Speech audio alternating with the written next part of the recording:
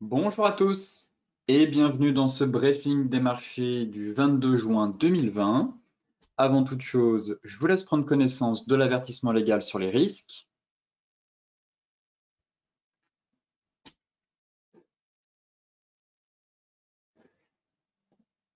Et tout de suite, focus marché en commençant par les bourses européennes qui ont terminé en hausse vendredi. La confiance dans la reprise économique et une nouvelle encourageante sur le commerce sino-américain ravivant encore une fois l'appétit pour le risque, pour les actifs en tout cas jugés risqués, malgré les craintes, comme vous le savez, sur l'évolution de l'épidémie de coronavirus. Alors, malgré la prudence, les investisseurs ont quand même privilégié de nouveau les signes positifs d'une reprise de l'économie, avec notamment le rebond historique de 12% des ventes au détail britanniques, plutôt que les incertitudes sur l'accélération de l'épidémie, notamment aux États-Unis et en Chine, comme on a pu avoir ce week-end. En fin de semaine, les investisseurs ont quand même suivi de près avec attention la réunion du Conseil européen sur le plan de relance post-coronavirus, mais comme attendu, aucune annonce décisive n'a été prise. Effectivement, les chefs d'État et de gouvernement de l'Union européenne se retrouveront vers la mi-juillet afin d'entrer dans le vif des négociations sur le futur budget de l'UE et le plan de relance, bien sûr, après avoir exposé la semaine dernière leurs positions parfois divergentes sur les propositions de la Commission. Alors, on a eu la présidente de la Banque centrale européenne, Christine Lagarde, qui a averti les dirigeants des 27 que leur économie subissait une chute spectaculaire, étant donné qu'on est quand même dans une récession historique, et les a donc appelés à agir concrètement pour favoriser la reprise de l'économie. Côté US, et Wall Street a terminé en ordre un peu dispersé, la clôture en baisse pour l'indice new-yorkais, pour le Dow Jones. Effectivement, on a eu quand même l'annonce de la fermeture de plusieurs magasins Apple aux États-Unis en raison d'un rebond de l'épidémie due au nouveau coronavirus ayant semé le doute sur la reprise de l'économie. Forcément, si des grosses boîtes comme Apple se voient dans l'obligation de fermer des magasins parce que la gestion de la crise du coronavirus a mal été gérée, maîtrisée aux États-Unis, eh bien, le risque, encore une fois, malgré les alertes des institutions et des banques centrales de l'OCDE, eh bien, le risque d'avoir une reprise rapide de l'économie, eh bien, s'annonce un peu compliqué, tout simplement, sachant que Apple a dû déjà fermer ses magasins en Chine, aux États-Unis, et là, le fait de refermer une nouvelle fois des magasins, eh bien, ça va peser tout simplement sur, encore une fois, les bénéfices à venir. Alors, Apple a annoncé vendredi cette décision de fermer à nouveau provisoirement une dizaine de boutiques, pas dans tout le pays, mais en Floride, en Caroline du Nord et du Sud, et en Arizona, en raison tout simplement de la hausse des cas de Covid-19. Parmi les autres nouvelles peu rassurantes pour les acteurs du marché, on a eu aussi l'association qui représente les principaux croisiéristes mondiaux qui a annoncé la suspension des trajets au départ des ports américains jusqu'au 15 septembre en raison de la pandémie. Donc ça aussi, pour le secteur, ça risque de plomber un peu le secteur en tout cas. Enfin, on a eu une information de Bloomberg prêtant à Pékin l'attention d'accélérer ses achats de produits agricoles américains pour se conformer avec l'accord commercial avec Washington. De ce fait, c'est un peu les investisseurs ont retrouvé en quelque sorte l'appétit pour le risque suite à cette news en fin de soirée. Mais les relations quand même entre les deux puissances économiques mondiales restent, on va être quand même franc, difficiles à interpréter puisque Donald Trump souffle le chaud et le froid toutes les semaines puisqu'il a annoncé jeudi qu'il n'excluait pas tout simplement de rompre les liens avec la Chine.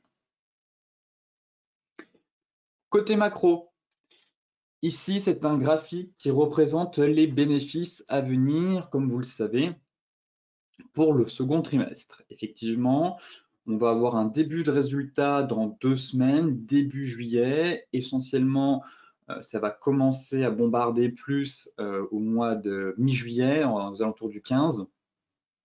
On aura surtout les poids lourds qui vont publier leurs résultats. Et donc, d'après FactSet, eh bien, les bénéfices des entreprises du S&P 500 devraient quand même se replier de 44% au second trimestre. Donc, c'est quand même un record. Ce serait le plus fort repli depuis le quatrième trimestre de 2008. Et il faut savoir qu'au quatrième trimestre de 2008, le S&P évoluait 50% sous son sommet de 2007.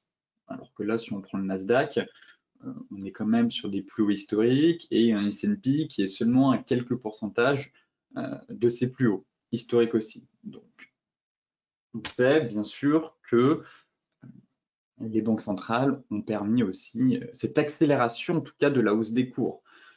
Malgré un système qui est porteur de risques et qui reste fragile, sans le soutien et l'omniprésence des banques centrales, je ne suis pas sûr qu'on aurait une telle valorisation des actifs. Donc là, encore une fois, ça nous permet de prendre du recul et de voir les secteurs effectivement qui sont les plus impactés pour les bénéfices à venir en tout cas. Et encore une fois, c'est bien évidemment la tech qui sort son épingle du jeu. Mais la tech, comme le montre ce graphique, ce sont les plus gros gagnants de la crise du Covid. Donc ici, si vous voulez, c'est un peu les clusters.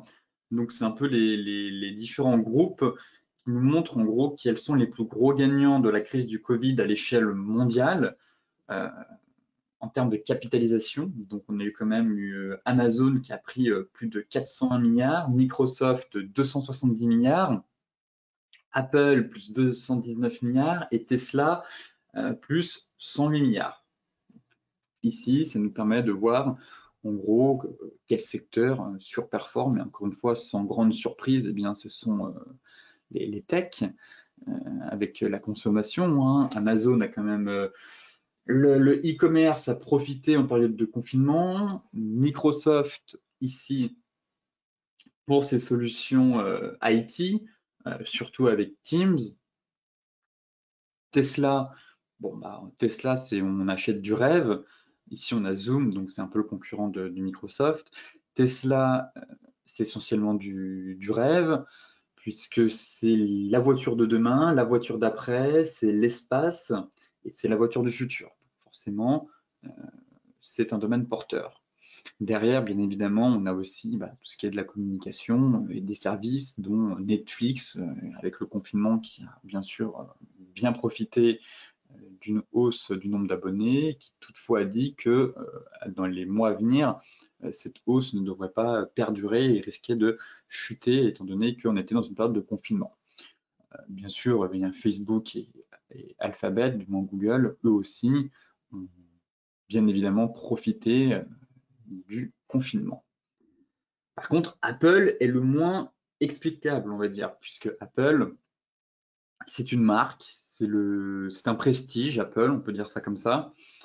Mais Apple, comme je vous l'ai expliqué à l'instant, Apple referme des magasins. Apple a fermé des magasins en Chine, Apple a fermé de nombreux magasins dans le monde. Donc, Apple, ça va être la surprise à venir au cours du mois de juillet, durant la publication de ces résultats. Comme je vous le disais, certes, on a des entreprises qui ont su tirer leur épingle du jeu, mais Apple n'a pas vraiment bénéficié, en tout cas, du confinement, étant donné que, alors, sauf si elle a fait un chiffre d'affaires extraordinaire en ligne, grâce au commerce en ligne, mais sinon, la fermeture des magasins a forcément pesé sur son activité et sur les bénéfices à venir. Et Apple, pour rappel, au premier trimestre, s'était refusé de faire des prévisions. Donc déjà, ça aussi, ça montre qu'il y avait quand même quelques coquilles. Donc Apple, c'est le prestige, c'est la marque de luxe, mais attention aux surprises, étant donné que pour moi, Apple a quand même beaucoup souffert, je trouve, du Covid, de par la fermeture de ces magasins dans la majeure partie du monde.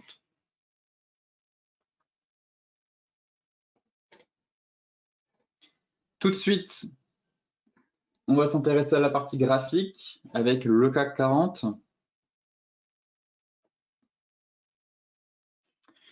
Où en sommes-nous sur le CAC? Bon, les futurs étaient quand même bien dans le rouge. C'est vrai que l'annonce de nouveaux cas de Covid un peu partout, surtout aux États-Unis, hein, où ça explose un peu, on va dire. Derrière, les futurs étaient quand même, on était à quasiment moins 2% sur les futurs à minuit hier. Mais le CAC se ressaisit, reprend de la hauteur, finalement, quasiment à l'équilibre.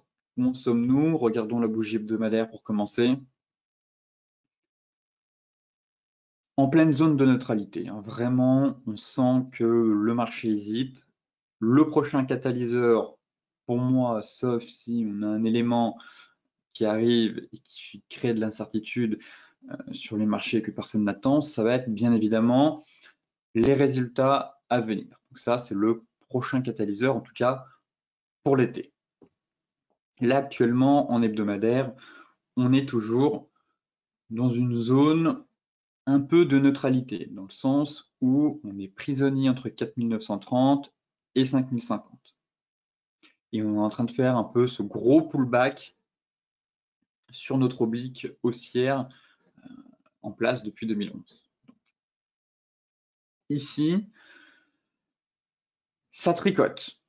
On voit que le marché hésite, le marché a du mal à aller plus haut, n'a pas non plus envie d'aller forcément combler le gap qui est juste en dessous, malgré les futurs qui étaient dans le rouge à minuit, ce matin en tout cas, durant la nuit. Mais pour le moment, on est vraiment dans un micro-range en fait. Et toujours ce scénario de ABC qui est en place, ou de range à venir. Si effectivement on casse les 5050, comme je vous le disais, scénario de range. Dans le cas contraire, si on enfonce vraiment les 4930 en clôture, à chaque fois on est venu faire de la mèche. Dans ce cas-là, forte probabilité d'aller combler le gap et de faire une correction en A, B, C. Donc pareil, si on affine en données 4 heures, voilà, on a effectivement ce petit range. Donc, pour les traders intraday, rien de tel. Bon, là, j'avais mis un peu un biseau, pas extraordinaire, je trouve, ce biseau. On a un peu ce biseau ascendant et ce range, surtout. Je trouve que le range est quand même pertinent. Voilà. Pour moi, voilà comment on peut cadrer, en tout cas, essayer de cadrer ce début de semaine sur les marchés. Via ce range 4900 en prenant les mèches, 4900, allez, 5050, attention, parce qu'ici on a quand même juste le gap, vous voyez, qu'on est venu gaper une fois, donc 5050 pour moi, pour éviter de se faire avoir. Donc range, et la cassure d'une de ces deux bornes donnera le tempo pour la suite et permettra d'avoir un peu plus de visibilité si on est vraiment dans un range ou au contraire dans une correction en ABC, sachant qu'il ne faut pas oublier quand même qu'on avait un chandelier de retournement en hebdomadaire. Donc maintenant, reste à savoir si ce dernier va fonctionner ou pas. Concernant le DAX, c'est exactement le même scénario. Le DAX, alors, on va essayer, pareil, on va se mettre en hebdomadaire pour voir un peu où est-ce qu'on en est. On est au-dessus de la zone mensuelle sur le DAX. Hein. Pour rappel, on a toujours cette grosse zone 11 008, 12 050, 12 030 avec MM200, MM50. On est au-dessus de la zone.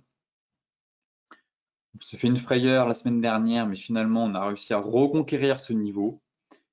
Pour le moment, un peu neutre. Même scénario que le CAC. Hein. On est dans un gros canal haussier. Ici, avec excès. Et du moins, les dernières séances, c'est la même configuration. Chute, rebond, stabilisation, correction en ABC ou range à venir. Pour le moment, c'est vraiment du copier-coller du CAC 40. En données 4 heures, eh bien, on a retracé les 61,8, mais on cale sur les 61,8 justement. Donc, c'est ce niveau à franchir, ça va être les 12 430, 12 450 en clôture qui permettront de relancer cette dynamique haussière et d'invalider ce scénario en ABC. Sinon, c'est la même chose. Et en 1 heure, range. Là, on le voit très bien. Voilà. Pour moi, on a un range 12 190, 12 000, allez, 450, on va arrondir.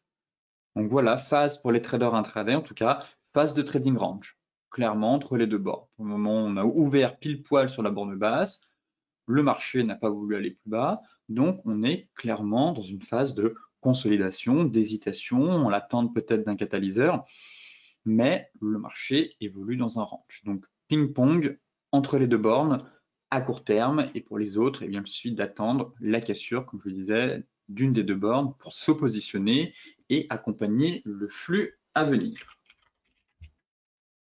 Le Dow Jones, qui lui a quand même terminé dans le rouge vendredi. Les éléments techniques qui plaident en faveur d'une baisse sont toujours intacts. Donc, qu'est-ce qu'on avait?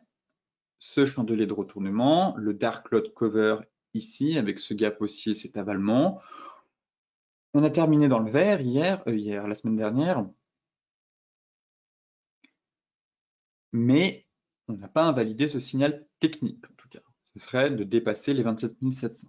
Pour le moment, toujours, la prudence est de mise sur les marchés. En journalier, on se trouve à la croisée des chemins. Donc là, on va ouvrir, normalement les futurs sont dans le vert, donc on devrait ouvrir encore au-dessus de notre oblique. On a toujours cet island reversal qui tient, qui est en place, puisque le gap n'a pas été comblé, clairement. Vous voyez ici. Donc, pour le moment, elle n'est pas invalidée pour moi. Toutefois, on est encore enfermé dans ce biseau haussier. Et donc, seule la cassure, on va dire, j'aimerais bien même la cassure des 25 390, puisque c'est quand même un gros niveau de support. On le voit clairement ici, un peu cette zone de polarité en quelque sorte.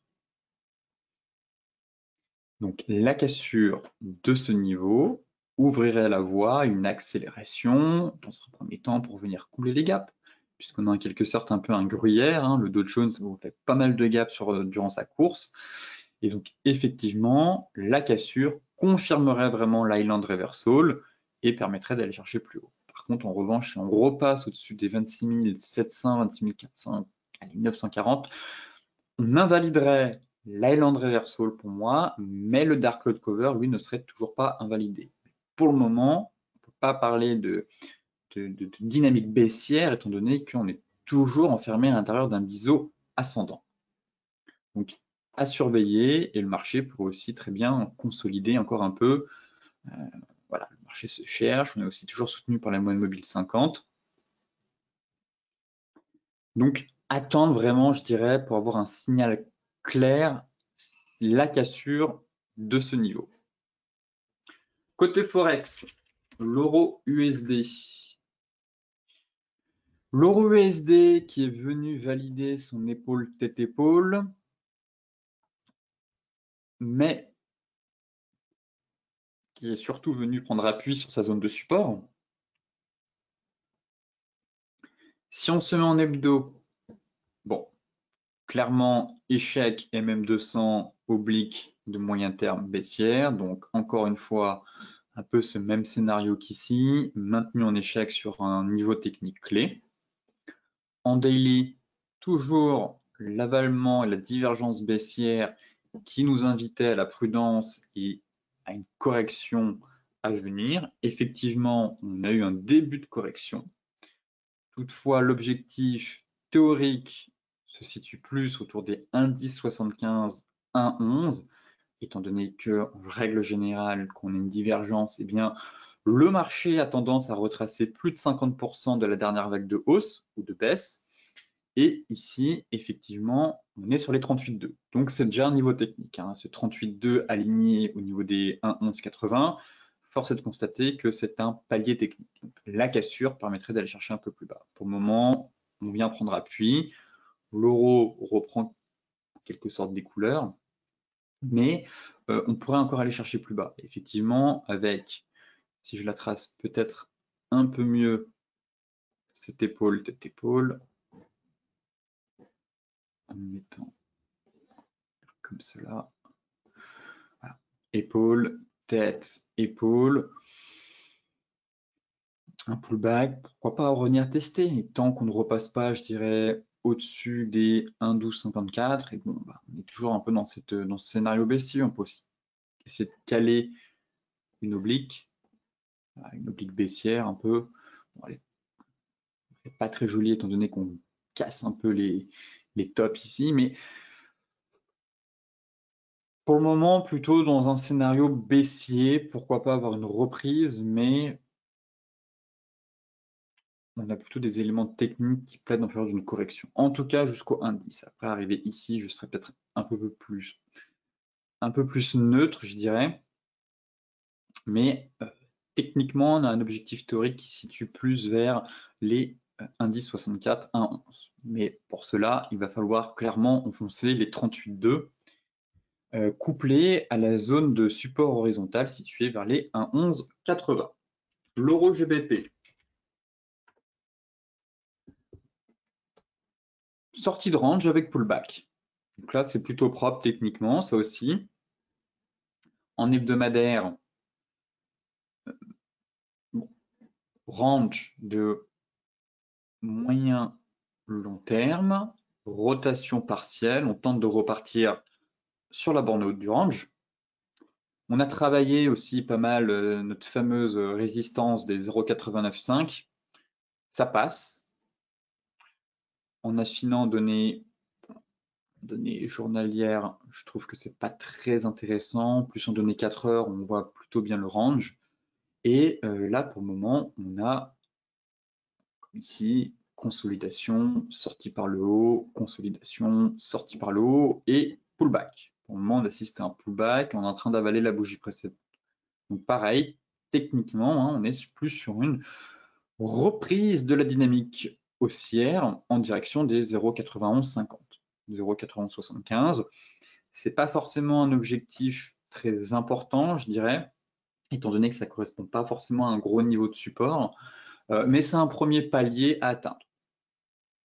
Une fois qu'on aura atteint ce palier qui consiste à reporter la hauteur de ce range, derrière, c'est de retourner bien évidemment sur la borne haute du range à 0,93. Pour le moment, en tout cas, on est vraiment en train d'effectuer une rotation partielle. Premier palier, objectif théorique du range. Deuxième palier, eh bien, la reconquête des 0,9320, où le marché est venu tester déjà à 3-4 fois ce niveau technique. USD CAD. USD CAD.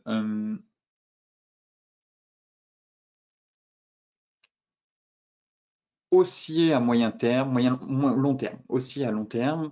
On a cette oblique ici qui est assez pertinente, je trouve.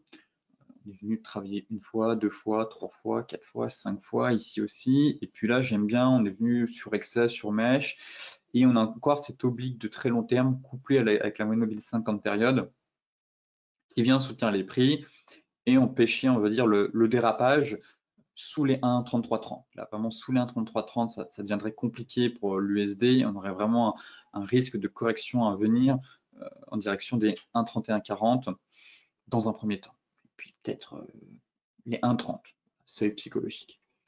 En journalier,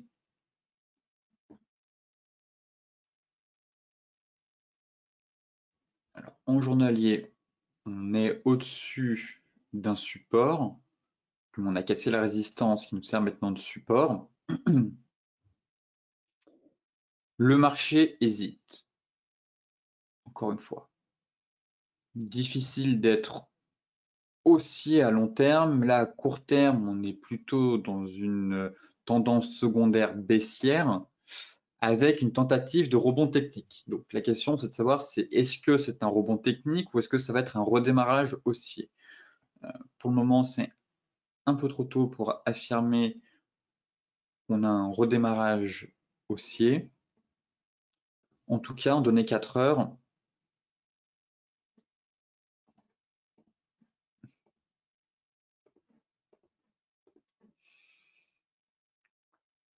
j'ai le sentiment qu'on pourrait être dans un range.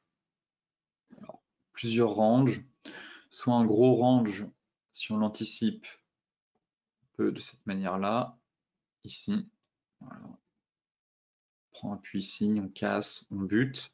Et un deuxième range de court terme, juste ici. Voilà. Donc un peu compliqué. Vraiment neutre. Certes, on est au-dessus de la résistance, donc on est en train de prendre appui sur ce niveau de support.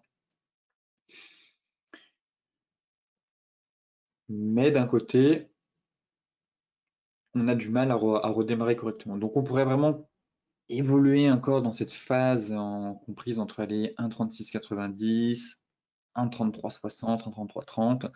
Mais pareil, si on essaye un peu de cadrer la dynamique à venir, on pourrait anticiper ce range de moyen long terme. C'est plutôt un range de court terme, étant donné qu'on est quand même en données 4 heures. Mais on a déjà 2 points de contact ici, voire 3. Donc ce premier range 4 heures et un range à venir en 1 heure. Encore une fois, il faudra laisser du temps au temps pour affiner ce plan, mais on est plutôt dans une phase de neutralité encore.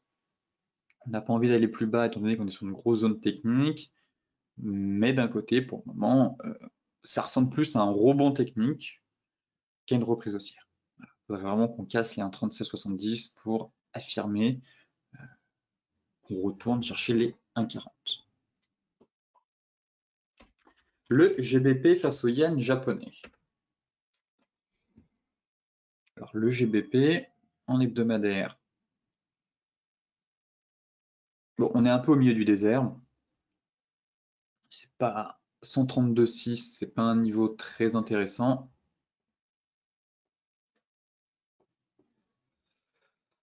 Donc pour le moment, en hebdo, rien de particulier à dire. On ne se situe pas dans un gros niveau technique, dans une belle zone.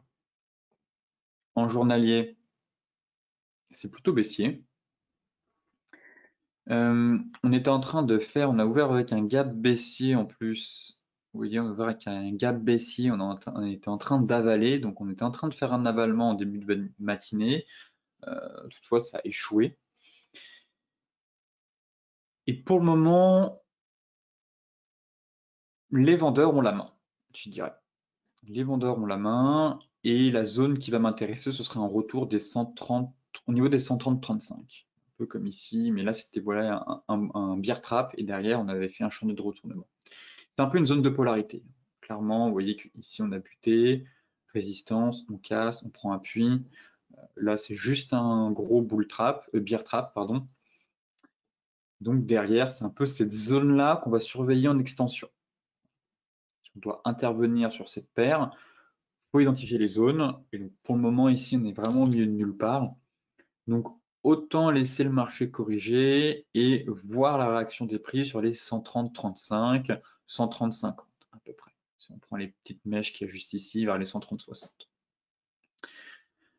Sauf si, prudence, on reprend de la hauteur et on clôture avec un avalement. Dans ce cas-là, étant donné qu'on a fait un gap baissier à l'ouverture ce matin, dimanche, et que derrière on avale, on pourra avoir un chandelier de retournement comme on avait eu ici. Vous voyez, gap baissier, derrière on avait fait un piercing line et le marché était reparti. La gap haussier, on avait fait un dark cloud cover, le marché était reparti. Donc vraiment très important d'essayer de surveiller les gaps que vous pouvez avoir sur le forex le dimanche ou même oui, à l'ouverture du marché d'échange. Ça donne beaucoup d'indications pour la semaine à venir. Et étant donné que les gaps, c'est plutôt rare, ils ont tendance, quand vous avez un gap et qu'un pattern se forme derrière, j'ai envie de dire que 85% du temps, le chandelier a une forte probabilité de fonctionner. Hein. Vraiment ici, le lundi, piercing line, là pareil, et vous voyez qu'à chaque fois ça fonctionne. Donc là, à surveiller, mais si on clôture comme ça, on a plus de chances finalement de se faire une correction en direction, enfin de poursuivre la correction en direction des 130-35. Les matières premières maintenant avec le gold. Le gold qui est joueur, on va dire, qui nous fait des belles mèches, mais on attend toujours la clôture. Mais ça sent plutôt bon pour le gold. En tout cas, il a tenté durant la nuit de s'extraire des 150. Prudence, hein, comme ici, attention, on est quand même dans un range. Les mèches donnent beaucoup d'indications si on va avoir une rotation à venir en direction de la borne basse ou pas. Donc, très important d'attendre toujours la clôture et de ne pas se faire piéger comme ici. Au final, belle mèche derrière, boum, ça cale direction de la borne basse. Et là, on est sur la borne haute. Donc,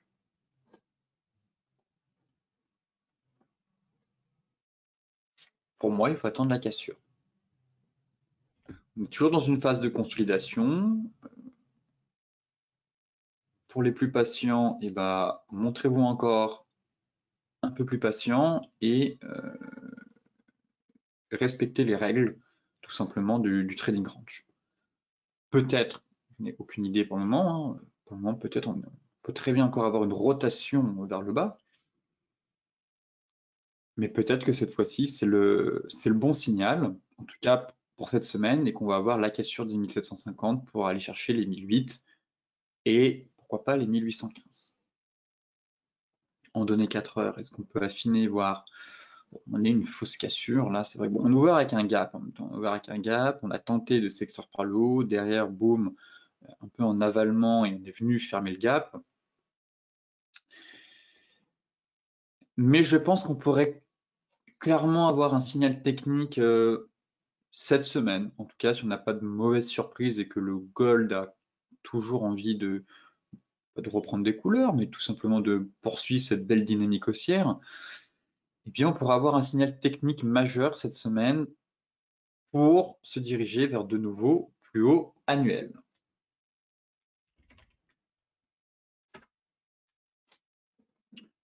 Le Brent, même constat, range, toujours.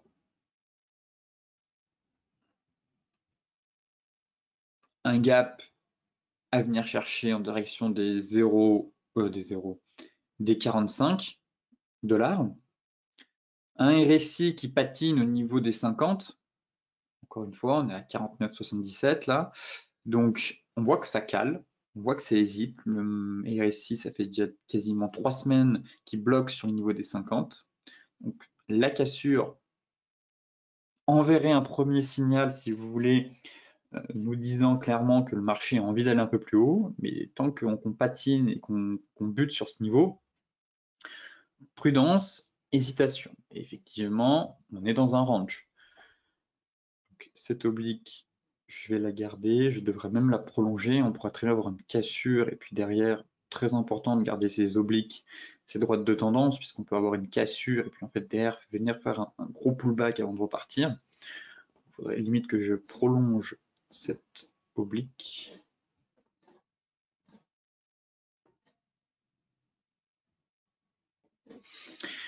Mais à court terme, range. Voilà. Très beau range technique en place, donc il faut surveiller la borne haute. Et attention à l'effet bull trap, puisqu'on a juste un gap au-dessus, au niveau des 45. Pareil, on est venu fermer partiellement le gap, le marché est attiré par les trous de cotation, mais à court terme, on est dans un range. On peut très bien repartir encore une fois en direction de la borne basse. Donc, range de court terme à surveiller entre les 43,50 et 37,40. Pour le moment, on est au milieu de nulle part, on n'est pas suffisamment haut pour affirmer ou pas la cassure de la borne haute. Le like, c'est le même schéma. Seulement, on est sur la borne haute. Je pense qu'on approche, on est venu la tester vendredi. Effectivement, on a eu un avalement ici. Clairement, on a eu un petit avalement en place. Là, le pétrole tente de retourner sur la borne haute. On est sur une zone clé. On est sur une zone clé. Ce qui me dérange juste, c'est ce gap qui manque. Voilà, il manque 50 centimes. Donc, je ne sais pas pourquoi, mais je verrai bien le marché nous faire une petite impulsion, en tout cas, pour venir fermer le gap dans un premier temps. Complètement. Et là, on sera plus serein pour faire du trading range.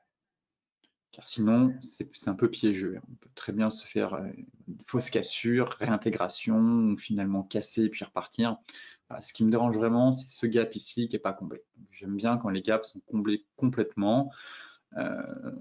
Ça permet, on va dire, d'avoir une analyse plus pertinente et pour les traders, en tout cas, de trader avec plus de sérénité qu'avec des pièges, comme on peut l'avoir là actuellement avec ce gap. Mais sinon, même constat, voilà, range entre 34,70 et 40,52 et on fait le yo-yo sur la grosse zone technique trimestrielle des 37,40, 38. Est-ce que c'est une phase de consolidation avant une reprise haussière en direction de nouveaux plus hauts, en tout cas poursuite de la hausse, ou au contraire, est-ce que c'est une phase de consolidation qui pourrait aussi amorcer dans ce cas-là un double top et donc un retournement de marché à venir. Donc, encore une fois, pour le moment, on traite ce que l'on voit et pas ce que l'on veut. C'est un range. Mais ça n'empêche pas d'élaborer des scénarios à venir. Concernant la crypto avec le Bitcoin,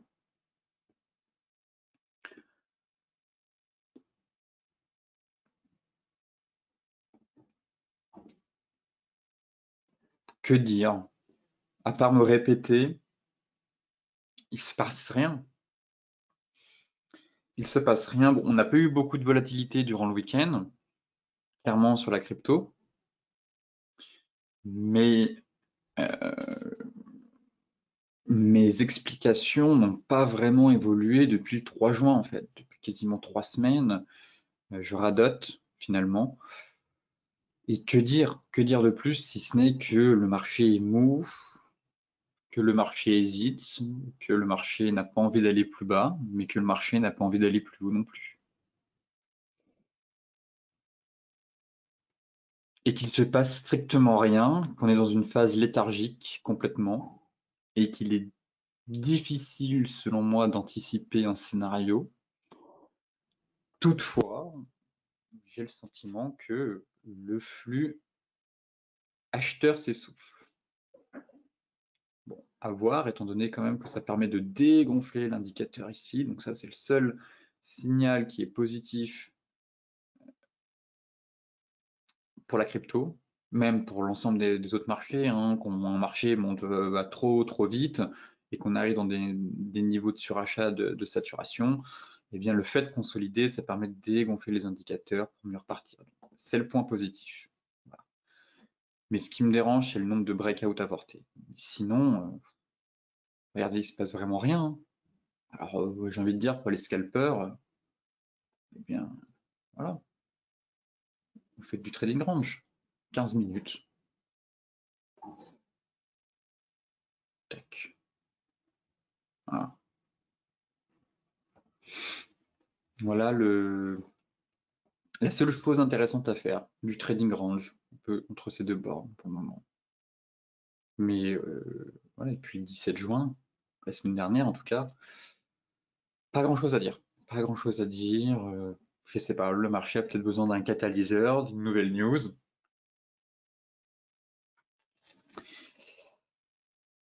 Mais il faut se montrer patient. Mais sinon, je vais pas m'attarder dessus, étant donné que, à part me répéter, il n'y a pas grand-chose à dire sur la crypto, même en hebdomadaire, bon, au même point de départ que la semaine dernière. Voilà, la semaine dernière, la bougie open égale close, quasiment. Donc, pas très intéressant pour le moment. Ça arrive. C'est pas sur cet actif qu'il se passe de l'action, en tout cas. Sur ce briefing des marchés touche à sa fin. Comme d'habitude, pour celles et ceux qui souhaitent consulter le briefing des marchés dans son intégralité, je vous mets le lien dans la description de la vidéo. Pour rappel, nous avons les stratégies bourse Forex demain à 14 h. N'oubliez pas de vous inscrire aussi pour me rejoindre en live et faire un point complet sur l'ensemble des classes d'actifs. Et surtout, n'oubliez pas de vous inscrire pour celles et ceux qui souhaitent approfondir Ishimoku, puisque je recevrai Khalil El-Bouzidi, auteur de 3 ouvrages sur l'indicateur, qui viendra un peu vous exposer, vous partager sa vision du trading, son expérience. Donc je vous conseille fortement de revoir la partie 1 et la partie 2 de l'indicateur Ishimoku sur du moins le webinaire que j'ai réalisé, étant donné que ça va être un webinaire réservé, on va dire, un peu aux experts, mais à des personnes ayant des connaissances. On ne va pas revoir les grandes lignes, on va pas rappeler ce que c'est Kijun, ce que c'est Tenkan. On va vraiment rentrer dans le vif du sujet pour monter en puissance. Pour celles et ceux qui souhaitent vraiment approfondir et avoir un niveau de connaissance un peu plus solide sur cet indicateur, eh bien, vous avez encore quelques jours pour visionner la partie 1 et la partie 2, étant donné que la partie avec Khalid viendra compléter les parties précédentes. Sur ce, je vous souhaite une excellente journée, de très bons trades et on se retrouve demain pour faire un nouveau point sur les marchés.